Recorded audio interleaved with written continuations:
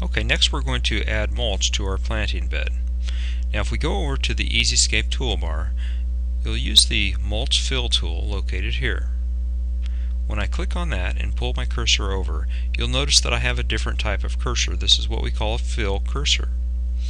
And when I click on the area where I want to fill, I'll click right here. Okay, it's going to trace out that line nicely.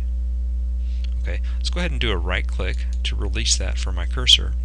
Now you'll notice here that it didn't quite fill in the entire area, but it did trace the piece of edging.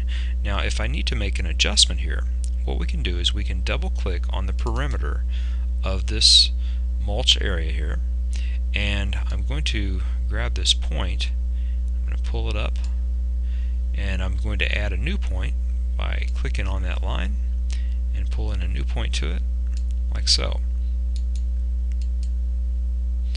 Okay, now that I have mulch added there, what we can do is we can select the mulch, and we can go up to the edit bar and we can select the type of mulch that we're going to use. We can either do this before or after we've dropped the mulch in place. Okay, so let's go ahead and select just cypress mulch. Okay, we can also select the depth.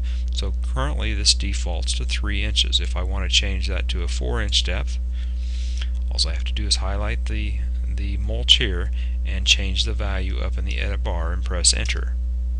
Okay, so now let's go ahead and look at the properties of this.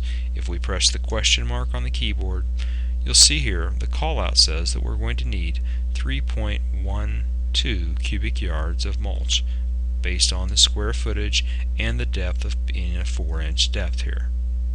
Okay, if I want to go up and change the depth to a 3-inch depth, press enter, and then I'll press the question mark to look at the properties, and you'll see now it takes 2.34 cubic yards of mulch. I'll go ahead and fill in the area here with mulch. I'll select the mulch fill tool, click on this area, and it traces that nicely. Now let's go ahead and scroll over here, and I want to fill in this area, so I just point my cursor here and click, and it fills that area in perfectly also. And that's how we add mulch in Planner.